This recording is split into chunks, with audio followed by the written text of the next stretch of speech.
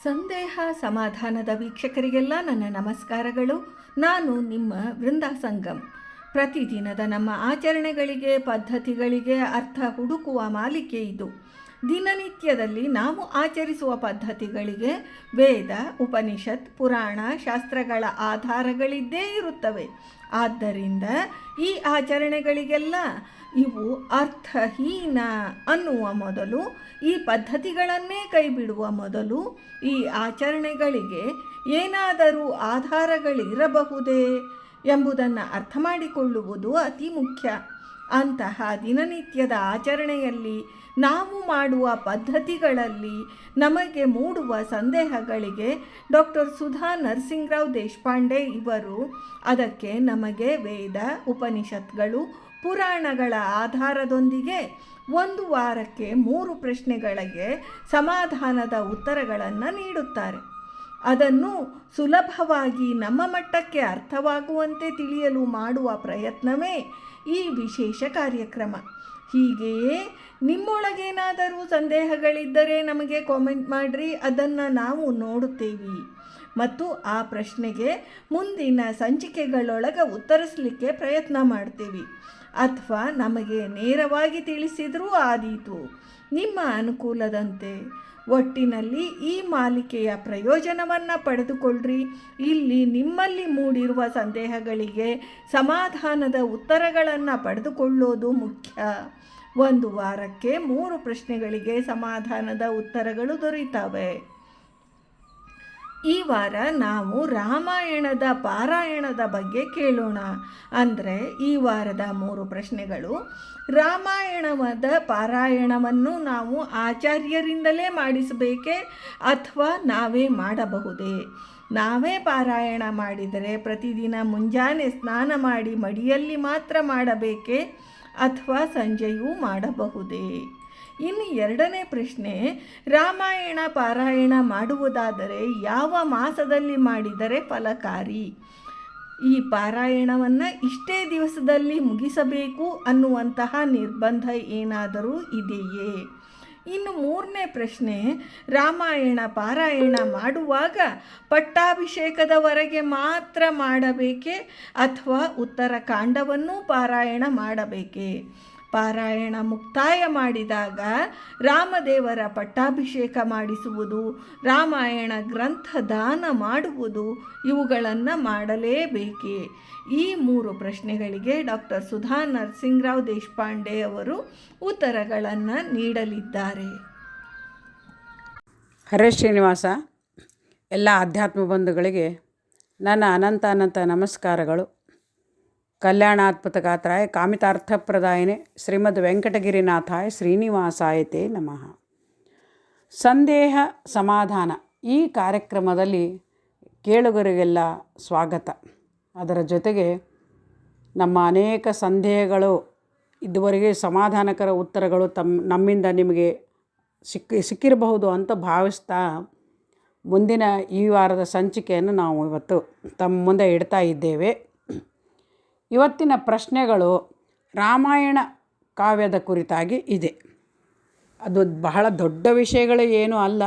ದಿನನಿತ್ಯ ಅನುಸಂಧಾನಪೂರ್ವಕವಾಗಿ ನಮಗೆ ಯಾವ ರೀತಿ ರಾಮಾಯಣದ ಪಾರಾಯಣವನ್ನು ಮಾಡಬೇಕು ಅನ್ನೋದನ್ನು ಓದುಗರು ಕೇಳ್ತಾ ಇದ್ದಾರೆ ಅಂತ ಹೇಳ್ತಾ ಮೊಟ್ಟ ಮೊದಲ ಪ್ರಶ್ನೆ ಕೇಳ್ತಾ ಇದ್ದಾರೆ: ರಾಮಾಯಣ ಪಾರಾಯಣವನ್ನು ಆಚಾರ್ಯರಿಂದ ಮಾಡಿಸಬೇಕೇ ಅಥವಾ ನಾವೇ ಮಾಡಬಹುದೇ? ನಾವೇ ಪಾರಾಯಣ ಮಾಡಿದಲ್ಲಿ ಪ್ರತಿದಿನ ಮುಂಜಾನೆ ಸ್ನಾನ ಮಾಡಿ ಮಡಿಯಿಂದ ಮಾಡಬೇಕೇ ಅಥವಾ ಸಂಜೆಯೂ ಮಾಡಬಹುದೇ ಅಂತ ಕೇಳ್ತಾ ಇದ್ದಾರೆ. ರಾಮಾಯಣ ಅನ್ನುವುದು ಒಂದು ವೇದ ಸಮಾನವಾದ ಮಹಾಕಾವ್ಯ. ಅದರಲ್ಲಿ 24,000 ಶ್ಲೋಕಗಳು, 7 ಕಾಂಡಗಳು, ವಾಲ್ಮೀಕಿ ಮುನಿಗಳು ನಾರದರ ಅನುಗ್ರಹದಿಂದ ಹಾಗೂ ಬ್ರಹ್ಮದೇವರ ಆಜ್ಞೆಯಿಂದ ಇದನ್ನು ನಮಗೆ ಮಾಡಿ ಕೊಟ್ಟಾರೆ. ಮೂಲ ರಾಮಾಯಣ ಒಂದನ್ನು ನಾವು ಕೇಳ್ತೀವಿ, ಅದರ ಜೊತೆಗೆ ವಾಲ್ಮೀಕಿ ರಾಮಾಯಣ ಅನ್ನೋದು ಬಹಳ ಪ್ರಸಿದ್ಧಿ. ಅನೇಕರು ರಾಮಾಯಣಗಳಾದ ಮೇಲೆ ಸಾಕಷ್ಟು ಬಂದರೂ ಕೂಡ ಯಾವುದು ಇದರಷ್ಟು ಪ್ರಚಲಿತ ಇಲ್ಲ. ಒಟ್ಟಾರೆ ವಾಲ್ಮೀಕಿ ರಾಮಾಯಣದ ಪಾರಾಯಣಗಳನ್ನು ನಾವು ನೋಡೋದಾದರೆ ಏನು ಹೇಳ್ತಾರೆ ಅಂತಂದರೆ, ರಾಮಾಯಣ ಮೊಟ್ಟ ಮೊದಲು ಹೇಳಿದಂಗೆ ಒಬ್ಬ ಆದರ್ಶ ಮರ್ಯಾದಾ ಪುರುಷೋತ್ತಮ ರಾಮನ ಒಂದು ಚರಿತ್ರೆ ನಾವು ಪಾರಾಯಣ ಮಾಡಬೇಕಾಯಿತು ಅಂತಂದರೆ ಅದಕ್ಕೆ ಸಾಮರ್ಥ್ಯ ಬೇಕು, ಆಚಾರ್ಯರಿಂದ ಮಾಡಿಸೋದು ವಿಹಿತ ಅಂತ ಒಂದು ದೃಷ್ಟಿ. ಇನ್ನು ಆಚಾರ್ಯರು ಸಿಗದೆ ಹೋದರೆ ರಾಮಾಯಣದಿಂದ ನಾವು ವಂಚಿತರಾಗ್ತೀವಿ, ಪಾರಾಯಣಗಳು ಗೊತ್ತಾಗೋದಿಲ್ಲ. ಆ ದೃಷ್ಟಿಯಿಂದ ನಾವು ಖಂಡಿತ ಮಾಡಬಹುದು, ಅದಕ್ಕೇನು ತಪ್ಪು ಇಲ್ಲ. ಮತ್ತು ಆಚಾರ್ಯರಿಂದೇ ಮಾಡಿಸ್ಬೇಕು ಅನ್ನೋದಕ್ಕೆ ಒಂದು ಇಲ್ಲಿ ಸಂಶಯ ನಿವಾರಣೆಗೆ ಏನು ಹೇಳ್ತೀನಿ ಅಂತಂದರೆ, ವಾಲ್ಮೀಕಿಗಳು ರಚನೆ ಮಾಡಿದ ರಾಮಾಯಣವನ್ನು ಅವರು ತಾವೇ ಪಾರಾಯಣ ಮಾಡಲಿಲ್ಲ. ಮೊಟ್ಟ ಮೊದಲಿಗೆ ಲವಕುಶರಿಂದ ತಮ್ಮ ಆಶ್ರಮದಲ್ಲಿದ್ದಂತಹ ಎಲ್ಲ ಋಷಿಮುನಿಗಳಿಗೆ ಲವಕುಶರ ಮುಖಾಂತರ ಹೇಳಿಸಿದರು ಅನ್ನೋದು ಉಲ್ಲೇಖ ಇದ್ದ ದೃಷ್ಟಿಯಿಂದ ಆಚಾರ್ಯರಿಂದ ಪಾರಾಯಣ ಮಾಡಿಸ್ಬೇಕು, ಅಥವಾ ಆಚಾರ್ಯರ ಮುಖಾಂತರ ನಾವು ಕೇಳಬೇಕು. ಮುಖೋದ್ಗತವಾಗಿ ಬಂದಂಥ ವಿಷಯವನ್ನು ನಾವು ಕೇಳಬೇಕು. ಅದು ಭಾಳ ಪುಣ್ಯಕರ. ಹಾಗೂ ಮನಸ್ಸಿಗೆ ಶ್ರವಣದಿಂದ ಏನಾಗ್ತದೆ, ಓದೋದಕ್ಕಿಂತ ಹೆಚ್ಚಾಗಿ ಶ್ರವಣದಿಂದ ನಮಗೆ ಜ್ಞಾನ ದೊರೀತದೆ ಮತ್ತು ಅದರ ಭಾವ ಅರ್ಥ ಆಗ್ತದೆ. ಮುಖ್ಯವಾಗಿ ಇರೋದು ಉದ್ದೇಶ ಅದು. ಇನ್ನು ಅನಿವಾರ್ಯ ಕಾರಣದಿಂದ ಇತ್ತೀಚಿನ ದಿನಗಳಲ್ಲಿ ನಮಗೆ ಸರಿಯಾಗಿ ಹೇಳುವ ಆಚಾರ್ಯರು ನಮ್ಮ ಸಮಯಕ್ಕೆ ನಾವು ಅಂದ್ಕೊಂಡ ಹಾಗೆ ನಮಗೆ ಅವರು ಲಭ್ಯ ಆಗಲಿಲ್ಲ ಅಂತಂದರೆ ನಾವು ಖಂಡಿತ ನಾವೇ ಮಾಡಬಹುದು. ಮತ್ತು ಈ ನಾವೇ ಪಾರಾಯಣ ಮಾಡಬೇಕಾಯಿತು ಅಂತಂದರೆ ಬೆಳಗ್ಗೆ ಸ್ನಾನ ಮಾಡಿದರೆ ಸಾಕು. ಮತ್ತು ಸಾಯಂಕಾಲ ಮತ್ತು ಮಡಿಯಲ್ಲಿ ಅಂತ ಈ ಒಂದು ಗ್ರಂಥಗಳ ಓದಕ್ಕೆ, ಪ್ರಸ್ಥಾನತ್ರಯಗಳ ಗ್ರಂಥಗಳ ಓದುವಿಕೆ, ಮಡಿಯನ್ನು ಅರ್ಥ ಏನು ಅಂತಂದರೆ ನಮ್ಮ ಅಂತರ್ಬಾಹಿರ್ ಶುಚಿತ್ವ, ಮನಸ್ಸು ಶುದ್ಧವಾಗಿರಬೇಕು. ಮುಖ್ಯವಾಗಿ ಭಗವಂತನಲ್ಲಿ ಮನಸ್ಸು ಲೀನ ಇರಬೇಕು. ಮಡಿ ಅಂದರೆ ನಾವು ಬರೀ ಸ್ನಾನ ಮಾಡಿ ಇದನ್ನು ಮಾಡೋದಂತಲ್ಲ, ನಾಡಿ ನದಿಗಳಲ್ಲಿ ಕೂಡ ಸ್ನಾನ ಮಾಡಿ ನಾವು ರಾಮಾಯಣವನ್ನು ಪಾರಾಯಣ ಮಾಡಬಹುದು. ಯಾವ ರೀತಿ ಭಗವದ್ಗೀತೆಯನ್ನು ನಾವು ಓದ್ತೀವಲ್ಲ ಆ ರೀತಿ ನಾವು ಅದನ್ನು ಖಂಡಿತ ಪಾರಾಯಣ ಮಾಡಬಹುದು. ಮತ್ತು ಸಂಜೆನೂ ಸ್ನಾನ ಮಾಡಬೇಕು ಅಂತ ಕೇಳ್ತಾರೆ. ಖಂಡಿತ ಇಲ್ಲ. ಎಲ್ಲಾದರೂ ನಾವು ಹೊರಗಡೆ ಬಂದ್ವಿ ಅಂತಂದರೆ ವಸ್ತ್ರಾಂಕಿತ ಅಂದರೆ ಹೊರಗಡೆ ಹೋಗಿ ಬಂದ ಮೇಲೆ ಆ ಧೂಳಿನ ವಸ್ತ್ರಗಳಿಂದ ನಾವು ಆ ಗ್ರಂಥಗಳನ್ನು ಪಾರಾಯಣ ಮಾಡಬಾರದು. ಯಾವುದೇ ಪಾರಾಯಣಗಳನ್ನು ನಾವು ಕೈಕಾಲು ಮುಖ ತೊಳ್ಕೊಂಡು ಕಡೆ ಪಕ್ಷ ಬಲಗಿವೆ ಆದರೂ ಮುಟ್ಕೊಂಡು, ಅಂದರೆ ಅಲ್ಲಿ ನಾಡಿ ನದಿಗಳಲ್ಲಿ ಸ್ನಾನ ಮಾಡಿದ್ವಿ ಅಂತ ಚಿಂತನೆ ಮಾಡ್ತಾ ಗಂಗಾ ಇದ್ದಾಳೆ ಅನ್ನೋ ಸನ್ನಿಧಿ ಇದೆ ಅಂತ ಬಲಗಿವೆಯನ್ನು ಮುಟ್ಕೊಂಡು ನಾವು ಪ್ರಾರಂಭ ಮಾಡಬೇಕು. ಅದು ಮಹತ್ವ.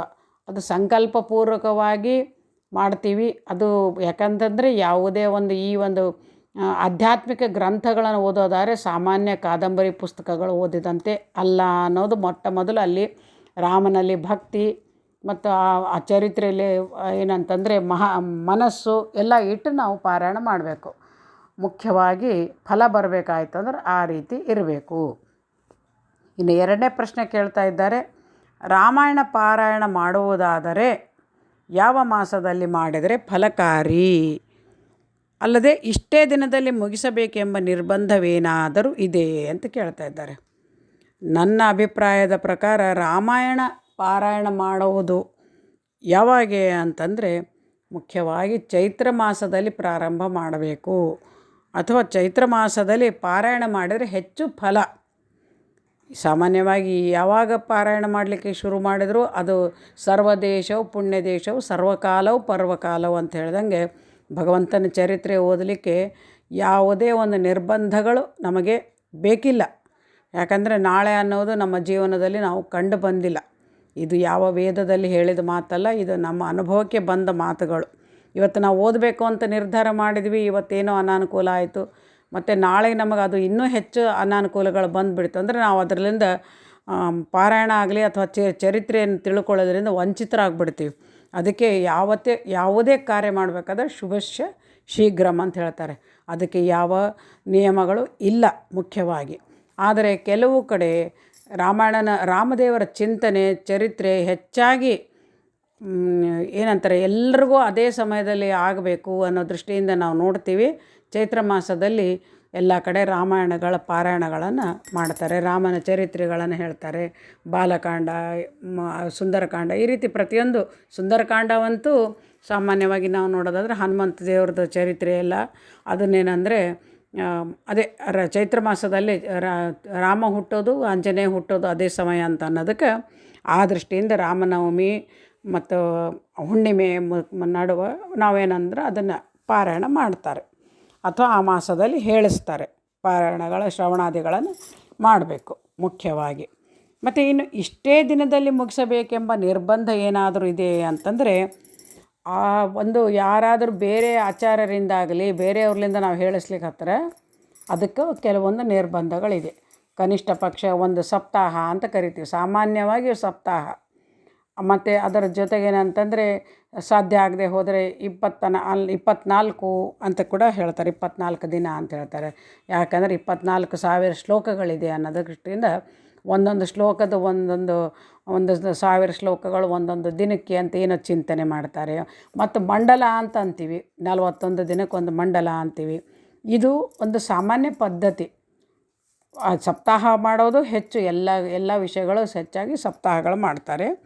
ಆದರೆ ಇದು ಇಷ್ಟೇ ದಿನದಲ್ಲಿ ಮಾಡಬೇಕನ್ನೋ ನಿರ್ಬಂಧ ಖಂಡಿತ ಇಲ್ಲ. ನಾವೇ ಓದೋದಾದರೆ ನಾವು ದಿನನಿತ್ಯ ಬೆಳಗ್ಗೆ ಸಾಯಂಕಾಲ ದಿನನಿತ್ಯ ನಾವು ಮನೆಯಲ್ಲಿ ರಾಮಾಯಣವನ್ನು ಪಾರಾಯಣ ಮಾಡಲೇಬೇಕು.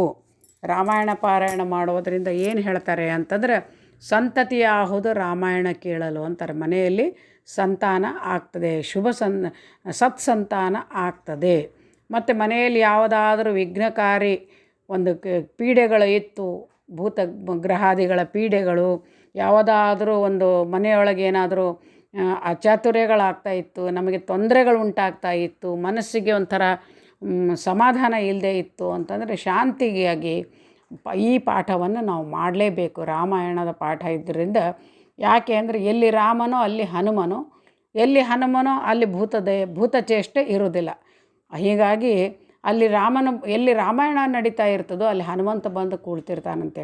ಆ ದೃಷ್ಟಿಯಿಂದ ನಾವು ಹನುಮಂತನ ಒಂದು ಅನುಗ್ರಹ ಬೇಕು ಅನ್ನೋ ದೃಷ್ಟಿ ಇತ್ತು ಅಂತಂದರೆ ನಾವು ಕೂಡ ಪ್ರತಿನಿತ್ಯ ಹಗಲು ಹಾಗೂ ಸಾಯಂಕಾಲ ಕಂಪಲ್ಸರಿ ಪಾರಾಯಣವನ್ನು ನಾವು ಮಾಡಬೇಕನ್ನೋದು ಇದೆ. ಇಷ್ಟೇ ದಿನದಾಗ ಮುಗಿಸ್ಬೇಕಂತ ನಿರ್ಬಂಧ ಇಲ್ಲ. ಒಮ್ಮೆ ಮುಗೀತು ಅಂದ ತಕ್ಷಣವೇ ಹರಿಕಥೆಗೆ ಯಾವತ್ತೂ ಕೊನೆ ಅನ್ನೋದು ಇಲ್ಲ. ಅದನ್ನು ನಾವು ಮತ್ತೆ ಕೊನೆ ಮಾಡಿದ್ವಿ ಅಂತಂದರೆ ಮತ್ತೆ ಮಂಗಳ ಮಾಡೋಣ, ಮತ್ತೆ ನಾವು ಪ್ರಾರಂಭ ಮಾಡಬೇಕು. ಈ ರೀತಿ ಪಾರಾಯಣವನ್ನು ಮಾಡೋದರಿಂದ ಹೆಚ್ಚು ಫಲಕಾರಿ, ರಾಮನ ಅನುಗ್ರಹಕ್ಕೆ ಹಾಗೂ ಹನುಮಂತನ ಪ್ರೀತಿಗೆ ನಾವು ಪಾತ್ರರಾಗ್ತೀವಿ ಅಂತ ನನ್ನ ಅನಿಸಿಕೆ ಹಾಗೂ ಇದ್ದದ್ದು ಮಾತು ಕೂಡ ನಿಜ. ಯಾಕಂತಂದರೆ ನಾವು ನೋಡ್ತೀವಿ, ಇನ್ನೂ ನಾವು ಮನೆಗಳಲ್ಲಿ ರಾಮಾಯಣ, ಮಹಾಭಾರತ, ಭಾಗವತಾದಿ ಗ್ರಂಥಗಳನ್ನು ಪ್ರತಿನಿತ್ಯ ಪಠಣ ಮಾಡ್ತಾರೆ. ಅಯೋಧ್ಯೆಯಲ್ಲಿ ಅಂತೂ ಸರಿಯೂ ನದಿಯ ದಂಡೆಯ ಮೇಲೆ ಪ್ರತಿಯೊಬ್ಬರು ತುಳಸಿ ರಾಮಾಯಣ ಮತ್ತು ವಾಲ್ಮೀಕಿ ರಾಮಾಯಣಗಳ ಪಾರಾಯಣ ಮಾಡ್ತಾ ಕೂಳ್ತಿದ್ದು ನಾವು ಕಣ್ಣಾರೆ ಕಂಡು ಬಂದೀವಿ. ಹೀಗಾಗಿ ಯಾವ ದೇಶ ಇರಲಿ, ಯಾವ ಕಾಲ ಇರಲಿ, ಅದಕ್ಕೆ ಯಾವ ನಿರ್ಬಂಧಗಳು ಇಲ್ಲ. ಆದರೂ ಕೂಡ ಚೈತ್ರ ಮಾಸ ಹೆಚ್ಚಾಗಿ ರಾಮದೇವರು ಜನಿಸಿದ ಒಂದು ಮಾಸ ಅನ್ನೋ ದೃಷ್ಟಿಯಿಂದ ಕೂಡ ನಾವು ಅದನ್ನು ಚೈತ್ರದಲ್ಲಿ ಹೇಳಿಸೋದು ಫಲಕಾರಿ ಅಂತ ಅಭಿಪ್ರಾಯ. ಮತ್ತು 3ನೇ ಪ್ರಶ್ನೆ ಕೇಳ್ತಾ ಇದ್ದಾರೆ, ರಾಮಾಯಣ ಪಾರಾಯಣ ಮಾಡುವಾಗ ಪಟ್ಟಾಭಿಷೇಕದವರೆಗೆ ಮಾತ್ರ ಮಾಡಬೇಕೇ ಅಥವಾ ಉತ್ತರಕಾಂಡವನ್ನು ಪಾರಾಯಣ ಮಾಡಬೇಕೇ? ಪಾರಾಯಣ ಮುಕ್ತಾಯದಲ್ಲಿ ರಾಮದೇವರ ಪಟ್ಟಾಭಿಷೇಕ ಮಾಡಿಸುವುದು, ಗ್ರಂಥದಾನ ಮಾಡುವುದನ್ನು ಮಾಡಲೇಬೇಕೇ ಅಂತ ಕೇಳ್ತಾ ಇದ್ದಾರೆ. ರಾಮಾಯಣ ಪಾರಾಯಣ ಮಾಡುವಾಗ ಪಟ್ಟಾಭಿಷೇಕದವರೆಗೆ ಮಾತ್ರ ಅಂತ ಯಾವ ನಿರ್ಬಂಧವೂ ಇಲ್ಲ. ಮುಖ್ಯವಾಗಿ 7 ಕಾಂಡಗಳು ಇದೆ ಅಂದಮೇಲೆ ಸಂಪೂರ್ಣ ರಾಮಾಯಣ ಕಥೆ ಯಾವಾಗ ಮುಗೀತದೆ ತಮ್ಮೆಲ್ಲ ಗಮನಕ್ಕೆ 6 ಕಾಂಡಗಳು ಕೇವಲ ಲವಕುಶರು ಸಾಕ್ಷಾತ್ ರಾಮನ ಮುಂದೆನೇ ಏನಂತಾರೆ ಗೀತದಿಂದ ಅವರೇನಂತಂದರೆ ರಾಮಾಯಣವನ್ನು ಒಂದು ಗೀತೆ ಅದನ್ನು ಹೇಳಿದರು, ಅದನ್ನು ಬಂದು ಅವರು ಹಾಡಿದರು ಅಂತ ಅಶ್ವಮೇಧ ಯಜ್ಞ ನಡೆದಾಗ ಅಂತ ಬರ್ತದೆ. ಕೊನೆಯ ಕಾಂಡ 7ನೇ ಕಾಂಡ ಅದು ನಂತರದ್ದು ಅಂತ ಹೇಳ್ತಾರೆ. ಅಂದ್ರೆ ಲವಕುಶರು ಅದನ್ನು ಹೇಳಿಲ್ಲ, ಅದು ಗೀತಾ ರೂಪದಿಂದ ಅವರಿಬ್ಬರು ಹೇಳಿಲ್ಲ, ಅದು ವಾಲ್ಮೀಕಿಯವರು ಬರೆದಿಟ್ಟ ಕಾವ್ಯ. ಅದನ್ನು 7 ಕಾಂಡಗಳು ಹೇಳೋದು ಖಂಡಿತ ಮುಕ್ತಾಯದ ಒಂದು ಹಂತ ಅಂತ ಇರ್ತದೆ. ಅಂದರೆ ರಾಮಾಯಣವನ್ನು ಪೂರ್ಣ ಓದಬೇಕು ಅನ್ನೋ ಇಚ್ಛೆ ಇದ್ದವರು 7 ಕಾಂಡಗಳನ್ನು ಓದಲೇಬೇಕು. ಇನ್ನು ರಾಮಾಯಣ ಪಾರಾಯಣ ಏನು ಇವರು ಲವಕುಶರು ಮಾಡಿದ ಮೇಲೆ ಕೂಡ ರಾಮಚಂದ್ರ ದೇವರು ನಾವು ಹೇಳ್ತೀವಿ ಏನಂತಂದರೆ ಅವರು ಮುಂದೆ 1,000 ವರ್ಷದವರೆಗೆ ಅವರೇನಂದ್ರೆ 10,000 ವರ್ಷ ರಾಜ್ಯಭಾರ ಮಾಡಿದರು ಅಂತ ರಾಮನ ಚರಿತ್ರೆಯಲ್ಲಿ ಬರ್ತದೆ. ಅದು ಮುಗಿದ ಮೇಲೆ ಕೂಡ ರಾಮಾಯಣದ ಒಂದು ಚರಿತ್ರೆ ಮುಗಿದ ಮೇಲೆ ಕೂಡ ಅವರು ಮುಂದೆ 3,000 ವರ್ಷಗಳವರೆಗೆ ರಾಜ್ಯಭಾರ ಮಾಡಿದರು ಅಂತ ಬರ್ತದೆ. ಅಂದಮೇಲೆ 7 ಕಾಂಡಗಳು ಓದಲಿಕ್ಕೆ ಏನು ಅಭ್ಯಂತರ ಇಲ್ಲ, ಖಂಡಿತ ಓದಬಹುದು. ಯಾಕಂದರೆ ರಾಮಾಯಣ ಇರೋದೇ 7 ಕಾಂಡ. ನಮ್ಮದು ಪಾರಾಯಣ ಪೂರ್ಣ ಅನ್ನಿಸ್ಕೋಬೇಕಾಯ್ತಂದ್ರೆ 7 ಕಾಂಡಗಳು ಓದಲೇಬೇಕು ಅನ್ನೋದು ಒಂದು. ಮತ್ತು ಬರೀ ಕೇವಲ ಪಟ್ಟಾಭಿಷೇಕದವರೆಗೂ ಕೂಡ ಕೆಲವರು ಅಲ್ಲಿಗೆ ಮಂಗಳವನ್ನು ಮಾಡಿ ಮುಕ್ತಾಯ ಮಾಡ್ತಾರೆ. ಅದೂ ಅವರವರ ಅಭಿಪ್ರಾಯಕ್ಕೆ ಬಿಟ್ಟಿದ್ದೇ ಹೊರತಾಗಿ ಅದಕ್ಕೆ ಹೀಗೆ ಮಾಡಬೇಕು ಹಾಗೆ ಮಾಡಬೇಕು ಅನ್ನುವ ನಿರ್ಬಂಧ ಇಲ್ಲ. ಹೆಚ್ಚಾಗಿ ಉತ್ತರಕಾಂಡವನ್ನು ಪಾರಾಯಣ ಮಾಡೋದು ಕಡಿಮೆ, ಆದರೂ ಕೂಡ ಮಾಡಿದರೆ ಏನೂ ತಪ್ಪು ಇಲ್ಲ. ನಮ್ಮ ಅನುಕೂಲಕ್ಕೆ ಹೆಚ್ಚಾಗಿ 7 ಕಾಂಡಗಳು ಓದೋದು. ಯಾಕೆ ಅಂತಂದರೆ ಅವರು ಹೇಳಿಲ್ಲ, ಲವಕುಶರ ಮುಖದಿಂದ ಬಂದಿಲ್ಲ ಅನ್ನೋ ದೃಷ್ಟಿಯಿಂದ ನಾವು ಬಿಟ್ಟಂಗೆ ಆಗ್ತದೆ ಹೊರತಾಗಿ ವಾಲ್ಮೀಕಿಗಳ ಒಂದು ಪೂರ್ಣ ಬರೆದದ್ದನ್ನು ಎಲ್ಲ ಕೃತಿ ಅವಲೋಕನ ಮಾಡ್ದಂಗೆ ನಮ್ಗೆ ಆಗೋಂಗಿಲ್ಲ ಅನ್ನೋ ದೃಷ್ಟಿಯಿಂದ ಮಾಡಬೇಕು. ಮತ್ತು ಅನೇಕ ಸೂಕ್ಷ್ಮಾತಿ ಸೂಕ್ಷ್ಮ ವಿಷಯಗಳು ನಮಗೆ ಸಿಗೋದೇ ಉತ್ತರಕಾಂಡದಲ್ಲಿ ಮುಖ್ಯವಾಗಿ. ಅದು ಕೂಡ ರಾಮನ ಒಂದು ಇದು ಏನಂತಂದರೆ ಪರಂಧಾಮಕ್ಕೆ ಹೋಗೋದು, ಲಕ್ಷ್ಮಣನ ಸಂವಾದ, ಅವೆಲ್ಲ ನಾವು ಬಹಳ ಒಂದು ಚಮತ್ಕಾರಿಕವಾದ ವಿಷಯಗಳು ಅದರೊಳಗೆ ನಮಗೆ ಸಿಗ್ತಾವೆ. ಆ ದೃಷ್ಟಿಯಿಂದ ಕೂಡ ನಾವು ಪಾರಾಯಣ ಮಾಡಬೇಕು. ಮತ್ತು ಈ ಮುಕ್ತಾಯದಲ್ಲಿ ರಾಮದೇವರ ಪಟ್ಟಾಭಿಷೇಕ ಮಾಡಿಸುವುದು ಅದು ನಮ್ಮ ಒಂದು ಏನಂತಾರೆ ಯೋಗ್ಯತೆಗೆ ಅಥವಾ ನಮ್ಮ ಒಂದು ನಾವು ಮಾಡುವ ಒಂದು ಮನಸ್ಸಿನ ಇದಕ್ಕೆ ಬಿಟ್ಟಿದ್ದೇ ಹೊರತಾಗಿ ಅದು ಆ ಥರ ಯಾವ ನಿಯಮನೂ ಇಲ್ಲ. ಪಟ್ಟಾಭಿಷೇಕ ಮಾಡಿಸ್ಬೇಕಂತೂ ಇಲ್ಲ. ಗ್ರಂಥದಾನ ಸಾಧ್ಯ ಆದರೆ ಗ್ರಂಥದಾನ ಮಾಡೋ ಯೋಗ್ಯತೆ ಇದ್ದರೆ ಗ್ರಂಥದಾನ ಖಂಡಿತ ಮಾಡಬೇಕು. ಆಚಾರ್ಯರಿಗೆ ಯಾರಿಗಾದರೂ ವಸ್ತ್ರ ದಕ್ಷಿಣಾದಿಗಳನ್ನು ಕೊಟ್ಟು ಗ್ರಂಥವನ್ನು ದಾನ ಮಾಡಿ ಬರಬೇಕು. ಯಾಕೆಂದರೆ ಗ್ರಂಥದಾನ ಮಾಡೋದರಿಂದ ನಮಗೆ ಮುಂದಿನ ಜನ್ಮದಲ್ಲಾದರೂ ಜ್ಞಾನ ಲಭಿಸಲಿ ಅನ್ನೋ ದೃಷ್ಟಿ ಕೂಡ ಇರ್ತದೆ. ಆ ದೃಷ್ಟಿಯಿಂದ ಗ್ರಂಥದಾನ ಖಂಡಿತ ಮಾಡಬೇಕು, ಮಾಡಬಹುದು. ಒಂದು ಬಾರಿ ಮಾಡಿದರೆ ಸಾಕು. ಮತ್ತೆ ಮತ್ತೆ ನೀವು ಪಾರಾಯಣ ಮಾಡ್ತಾಯಿದ್ರೆ ಕೇವಲ ದಕ್ಷಿಣೆಯಿಂದ ಬ್ರಾಹ್ಮಣರನ್ನ ತೃಪ್ತಿಪಡಿಸಬಹುದು ಅಂತ ಹೇಳ್ತಾ, ರಾಮಾಯಣ ಅನ್ನೋದು ನಮ್ಮ ನಿಜ ಜೀವನದ ಒಂದು ಹಾಸುಹೊಕ್ಕಾದ ಮಹಾಕಾವ್ಯ. ಅದನ್ನು ನಾವು ಸತತ ಪಾರಾಯಣಗಳನ್ನು ಮಾಡಿ ರಾಮಚಂದ್ರನಿಗೆ ಅನುಗ್ರಹಕ್ಕೆ ನಾವು ಪಾತ್ರರಾಗೋಣ. ಅದನ್ನು ನಾವು ಅದು ಏನು ಹೊಸ ಇಲ್ಲಿ ಸಂಶಯ ಅನ್ನೋ ದೃಷ್ಟಿ ಏನೂ ಅಲ್ಲ, ಆದರೆ ಪಾರಾಯಣದ ವಿಧಿವಿಧಾನಗಳನ್ನು ಮಾತ್ರ ಇಲ್ಲಿ ಹೇಳ್ತಾ ಇದ್ದೇನೆ ಹೊರತಾಗಿ ಇದು ವೇದೋಕ್ತ ಪುರಾಣೋಕ್ತ ಯಾವ ಮಾತು ಅಲ್ಲ. ಕೇವಲ ನಮ್ಮ ಸಂಪ್ರದಾಯ, ನಮ್ಮ ಹಿರಿಯರು ನಡೆಸ್ಕೊಂಡು ಬಂದಂಥ ರೀತಿಗಳನ್ನು ನಾವು ಕಂಡದ್ದನ್ನು ತಮ್ಮ ಮುಂದೆ ಯಥಾಮತಿ ಯಥಾಯೋಗ್ಯತೆ ಇಟ್ಟಿದ್ದೇನೆ. ಹರೇ ಶ್ರೀನಿವಾಸ, ಧನ್ಯವಾದಗಳು. ಈ 4 ನುಡಿ ನಮನಗಳನ್ನು ಭಾರತೀಶ ಮುಖ್ಯ ಪ್ರಾಣಾಂತರ್ಗತ ಶ್ರೀಕೃಷ್ಣ ಅರ್ಪಣಮಸ್ತು.